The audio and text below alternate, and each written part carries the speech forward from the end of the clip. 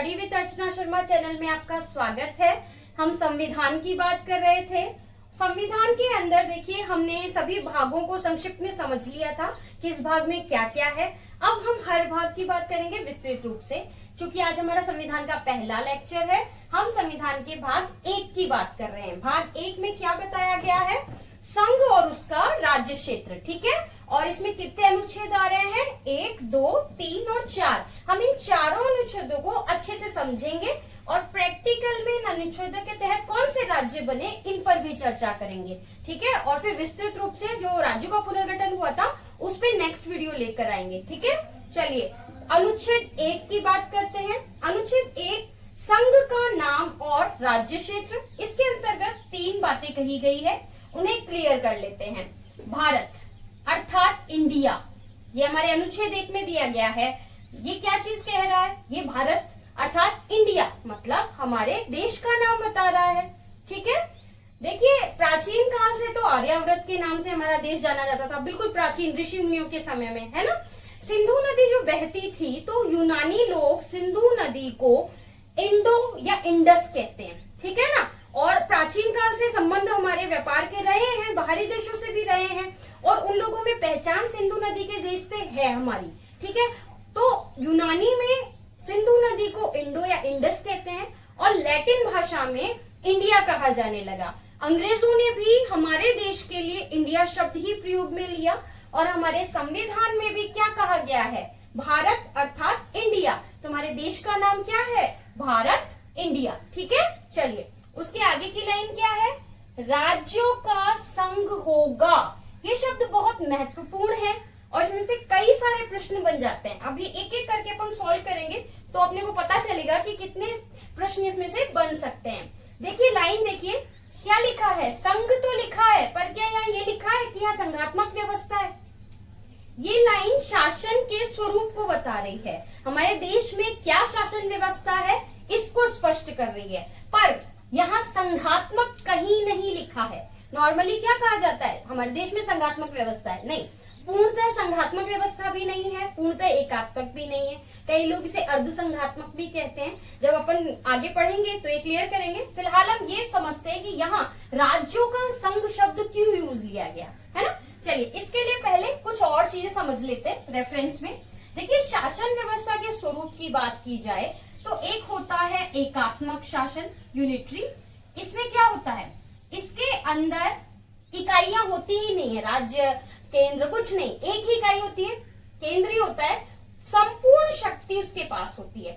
और इसका उदाहरण है ब्रिटेन, ठीक है। उसके बाद हम बात करते हैं संघात्मक की, फेडरेशन। क्या शब्द है संघात्मक के लिए? फेडरेशन। देखिए शब्द का अंतर, संघात्मक को फेडरेशन कहा गया है जबकि यहाँ क्या है? राज्यों का संघ। इंग्लिश में क्या कहते हैं? Shall be union of state. क्या कहा है इंग्लिश में? यूनियन ऑफ स्टेट्स, है ना। यहाँ फेडरेशन वर्ड नहीं आया है या संघात्मक शब्द नहीं आया है। संघात्मक में क्या होता है? केंद्र और राज्य दोनों के पास बराबर शक्ति होती है। केंद्र ज्यादा पावरफुल नहीं होता या राज्य ज्यादा पावरफुल नहीं होते। और इसका उदाहरण हम देखें तो हम अमेरिका को कह सकते हैं, ठीक है। उसके बाद हम बात करते हैं परिसंघात्मक। ये शासन व्यवस्था ही समझेंगे तभी हमें इस शब्द के मायने समझ में आएंगे। उसके बाद हम बात करते हैं परिसंघात्मक, कन्फेडरेशन, ठीक है। इसका उदाहरण ऑस्ट्रेलिया है। इसमें क्या होता है? इसके अंदर राज्य, केंद्र कमजोर होता है, ठीक है ना। केंद्र पावरफुल नहीं होता है और राज्यों के पास ज्यादा शक्ति होती है। वो मिले हुए तो रहते हैं पर ज्यादा शक्ति किसके पास होती है? राज्यों के पास, केंद्र के पास नहीं होती। यहाँ इक्वली दोनों के पास होती है और यहाँ केंद्र ही सब कुछ है। अब हम बात करते हैं जो हमारे देश में है। क्या वर्ड यूज हुआ है? राज्यों का संघ, ठीक है, राज्यों का संघ। इसको इंग्लिश में कहेंगे यूनियन ऑफ स्टेट्स। ये व्यवस्था भारत के साथ कनाडा में भी मिलती है। इसमें क्या होता है? इसके अंदर केंद्र थोड़ा शक्तिशाली होता है ना, और राज्य केंद्र के साथ हैं। अलग से राज्यों का कोई अस्तित्व नहीं है। जबकि यहाँ क्या है? जैसे अमेरिका की बात करें, यहाँ अविनाशी राज्यों के साथ अविनाशी संघ है, मतलब एक समझौते से बने हैं ये, है ना, एक समझौते से बने हैं ये। और इनमें राज्यों का अपना अलग अस्तित्व है, वहां दोहरी नागरिकता भी है, मतलब राज्य का खुद का भी पूरा अस्तित्व है और संघ का भी है। हमारे यहाँ एकल नागरिकता है, पूरे भारत की नागरिकता है, अलग से राज्यों की नागरिकता तो नहीं दी जाती ना हमें। इसी तरीके से तो इसको हमारे यहाँ राज्यों का संघ है, यूनियन ऑफ स्टेट्स है, इसको ऐसे कहेंगे विनाशी राज्यों का, ठीक है, विनाशी राज्यों का अविनाशी संघ। कैसे? देखो अमेरिका में मैंने अभी अभी कहा कि यहाँ विनाशी राज्यों का अविनाशी संघ है, यहाँ क्या है, विनाशी राज्यों का। अंतर आ गया कैसे? ये इस तरीके से अविनाशी संघ है, मतलब संघ अखंड है, संघ खंडित नहीं हो सकता, ठीक है। यहाँ एकता की बात है, ये शब्द संघ की एकता और अखंडता का परिचायक है। राज्यों का संघ मतलब हमारे यहाँ केंद्र की एकता और अखंडता सुनिश्चित की गई है। विनाशी राज्यों का मतलब राज्यों में तो केंद्र परिवर्तन कर सकता है, जो अनुच्छेदों में भी क्लियर हो जाएगा, उसके पास पूरा पावर है, राज्यों को छोटा बड़ा कर सकता है, सीमा परिवर्तन कर सकता है, नए राज्य का निर्माण कर सकता है, दो राज्यों को मिला सकता है, तो विनाशी हो गए ना। तो भारत कैसा है? विनाशी राज्यों का अविनाशी संघ। भारत राज्यों का संघ है, यूनियन ऑफ स्टेट्स, ठीक है। ये नहीं है, ये है, ये क्लियर रखिएगा, क्योंकि माइंड में बार बार ये आता है कि यहाँ संघात्मक शब्द क्यों नहीं है या यूनियन ऑफ स्टेट शब्द क्यों है। तो यूनियन ऑफ स्टेट शब्द केंद्र की एकता और अखंडता को सुनिश्चित करते हैं। यूनियन ऑफ स्टेट शब्द ये क्लियर करता है कि राज्य समझौता बराबर समझौता करके नहीं आए हैं, हमारा संघ समझौते का परिणाम नहीं है, कंडीशंस फॉलो नहीं हो रही है। यहाँ तो राज्य केंद्र के नीचे है, अविनाशी है केंद्र और विनाशी है राज्य। क्लियर हो गया? चलिए, India that is Bharat shall be union of states, ठीक है। चलिए आगे क्या है इसमें, अब हम राज्य में या इसमें इंडिया में किसे मानेंगे? राज्य और उनके राज्य क्षेत्र, जो भी राज्य है भारत के अंदर वो भारत के राज्य उस क्षेत्र में माने जाएंगे। दूसरा, पहली अनुसूची में जो दिए गए हैं, लास्ट वीडियो था अपना अनुसूचियों का, उसमें क्लियर था, पहली अनुसूची में संघ और उसके राज्य क्षेत्र बताए गए हैं, ठीक है। तो जो भी भारत के राज्य क्षेत्र हैं, संघ है, सबका विवरण कहाँ है? अनुसूची 1 में। अनुच्छेद 1 भी यही कहता है, जो अनुसूची 1 में वर्णित है वो राज्य क्षेत्र भारत के अंतर्गत आते हैं। अगली चीज, राज्यों का राज्य क्षेत्र व राज्य क्षेत्र जो अर्जित किए गए हैं, जो बाहर से अर्जित किए गए हैं, भारत में मिला गए हैं, वो भी भारत के राज्य क्षेत्र कहलाएंगे। तो हमारा पहला अनुच्छेद क्लियर हो गया, इंपॉर्टेंट है इसलिए थोड़ा सा रिपीट कर लेते हैं।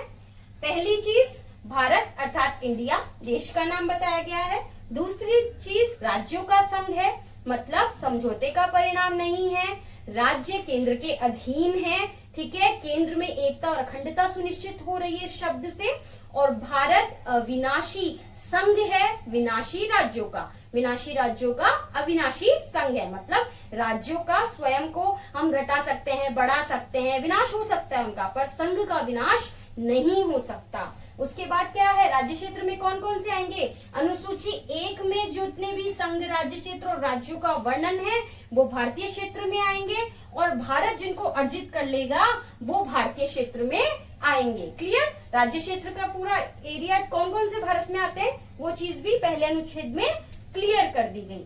अब हम बात करते हैं अनुच्छेद 2 की। देखिए अनुच्छेद 2 जो है वो क्या कह रहा है, क्या क्या कर सकते हैं? नए राज्यों का प्रवेश, बाहर से नए राज्य भारत में मिलाए जा सकते हैं और स्थापना की जा सकती है। कैसे की जा सकती है? संसद विधि द्वारा। प्रश्न बन सकता है कि हम नए राज्यों को भारत में कैसे मिला सकते हैं, नए राज्य की स्थापना कैसे कर सकते हैं? तो उत्तर होगा संसद विधि द्वारा ऐसा कर सकती है। ठीक है, इसके अंदर देखो जैसे फ्रांसीसी पुर्तगालियों के अधीन थे ना गोवा, पुडुचेरी, वो भारत में मिलाए गए, वो इसी के तहत मिलाए गए। ठीक है, और उस पर अपन अलग से वीडियोस लाएंगे राज्यों के पुनर्गठन का, तब बात करेंगे। अच्छा, यहाँ एक चीज है, ये संविधान में जोड़ा गया, डोक सिक्किम संघ के साथ सहयुक्त, और बाद में इसको निरसित कर दिया गया। क्यों? देखिए इसके पीछे की बात करते हैं। सिक्किम जो था, ठीक है, वो बाहरी क्षेत्र था, पहले भारत में नहीं था। ठीक है ना, तो 2 संशोधन इसमें इंपॉर्टेंट है जो हमें समझने होंगे अनुच्छेद 2 के तहत, 35वां और 36वां। ठीक है, चलिए पहले हम बात करते हैं 35वें संविधान संशोधन की, जो हुआ था 1974 में। इसमें क्या हुआ था, देखिए इसके अंदर सिक्किम को भारत संघ का सहयुक्त, मतलब ये शब्द है ना सहयुक्त, मतलब बराबर के राज्य का दर्जा दे दिया गया था। ठीक है ना, पहले ये रहा, दो क जोड़ा गया, सिक्किम का संघ के साथ सहयुक्त। ये किसके द्वारा किया गया, 35वें संविधान संशोधन 1974 के द्वारा। उसके बाद आया 36वां संविधान संशोधन 1975। इसके द्वारा इस अनुच्छेद को निरसित कर दिया गया। और क्या कर दिया गया, सिक्किम को भारत के पूर्ण राज्य का दर्जा दे दिया गया। अब सिक्किम भारत का ही राज्य बन गया। तो ये किसके तहत हुआ, अनुच्छेद 2 के तहत। किसने किया, संसद ने विधि बना के किया। क्लियर हो गया। चलिए अब हम बात करते हैं अनुच्छेद 3 की।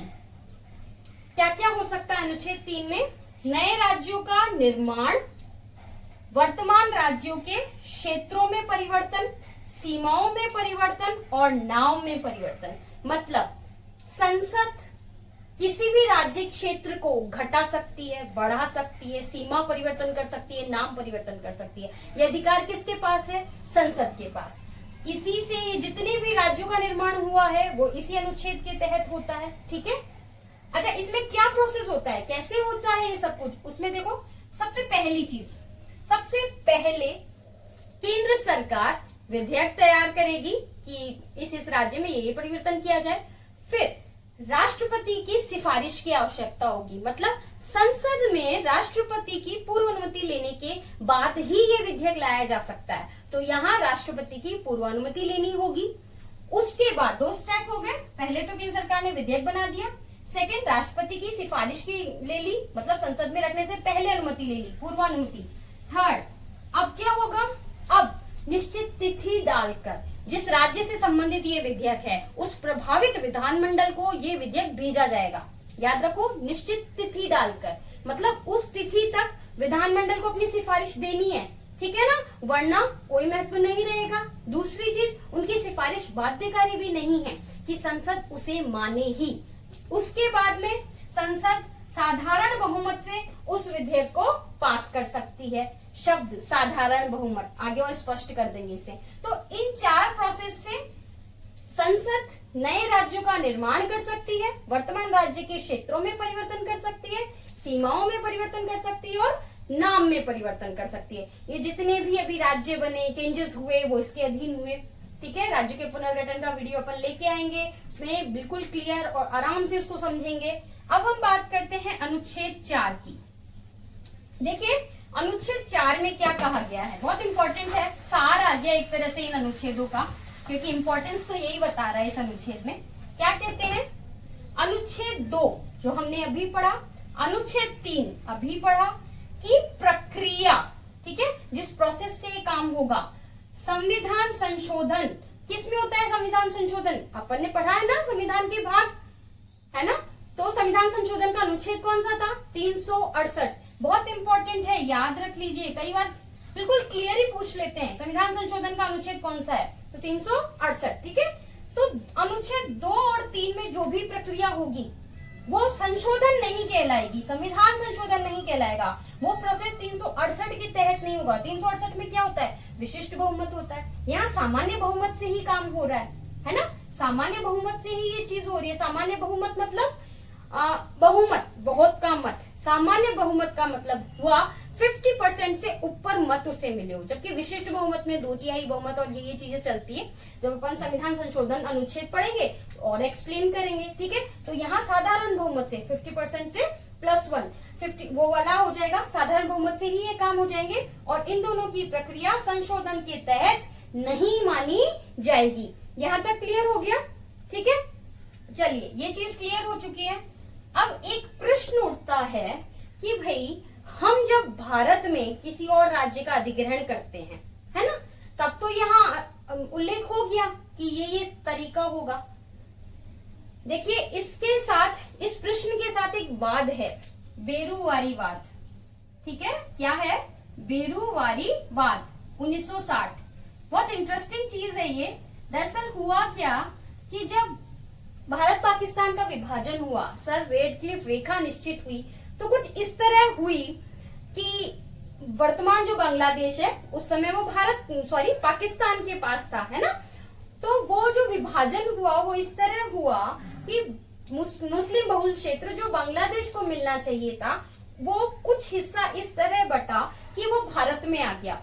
और ये जो बंटवारा ना, उस समय के पुलिस चौकियां, उनसे एक तरह से लाइन खींच दी गई थी, ये थाने का एरिया इसके पास, ये थाने का एरिया इसके पास। तो वो स्थिति थोड़ी सी विवादित हो गई। तो फिर भारत सरकार ने सोचा कि ये जो एरिया है ये हम बांग्लादेश को दे देते हैं, उस समय पाकिस्तान जो था, ठीक है ना। पर प्रश्न ये उठा कि यहाँ तो कहीं भी विवरण नहीं है कि भारत अपना क्षेत्र विदेशों को कैसे दे, है ना। यहाँ सिर्फ विवरण है हम अपने क्षेत्र में परिवर्तन कर सकते हैं, हम विदेशी क्षेत्र को ले सकते हैं, है ना। तब राष्ट्रपति ने सिफारिश मांगी और सर्वोच्च न्यायालय ने सिफारिश दी। ये क्या था? बेरुआरी वाद 1960, है ना। इस सिफारिश के तहत नवा संविधान संशोधन हुआ। कौन सा संविधान संशोधन हुआ? नवा संविधान संशोधन, ठीक है, याद रखिएगा, इंपॉर्टेंट है। नवा संविधान संशोधन 1960, और इसके तहत बेरुआरी का क्षेत्र जो था वो पाकिस्तान को दे दिया गया इस संशोधन के तहत। तो जब हम विदेशों को कोई क्षेत्र देंगे तो हमें संविधान संशोधन का सहारा लेना पड़ेगा, वो प्रक्रिया संशोधन के तहत होगी। लेकिन जब हम भारत के ही क्षेत्रों में बदलाव करते हैं या किसी विदेशी क्षेत्र को हम अधिकृत करते हैं तो वो साधारण बहुमत से होगा। अभी लेटेस्ट 2015 में, ठीक है, 16वां संविधान संशोधन हुआ था, सभी को पता है। बांग्लादेश को भारत का कुछ क्षेत्र दिया गया था, वो भी वही 368 के तहत किया गया था, क्योंकि हम भारतीय भारत के अंदर बदलाव कर सकते हैं, विदेशी क्षेत्र को भारत में अर्जित कर सकते हैं, इन सभी प्रोसेस से साधारण बहुमत से। लेकिन हमारी खुद की जमीन को हम विदेशी को साधारण बहुमत से नहीं दे सकते, इसके लिए हमें संविधान में संशोधन करना होगा। तो इस तरह से हमारा भाग 1 कंप्लीट होता है, संघ और उसके राज्य क्षेत्र, ठीक है, राज्यों के बारे में आ गया है। अब इसको हम जब पढ़ते हैं तो हमें प्रैक्टिकल रूप में भी ये पढ़ना चाहिए कि कौन सा राज्य किस अनुच्छेद के तहत बना, किस प्रोसेस से बना और कब बना, ठीक है। तो अब हम बात करेंगे राज्यों के पुनर्गठन से। भारत जब स्वतंत्र हुआ था तब से लेके वर्तमान स्थिति तक कौन कौन से राज्य बन गए, किस किस कंडीशन से बने, ठीक है। थैंक यू, आपने ये वीडियो देखा। प्लीज मेरे वीडियोस को लाइक कीजिए, शेयर कीजिए, मेरे चैनल को सब्सक्राइब कीजिए।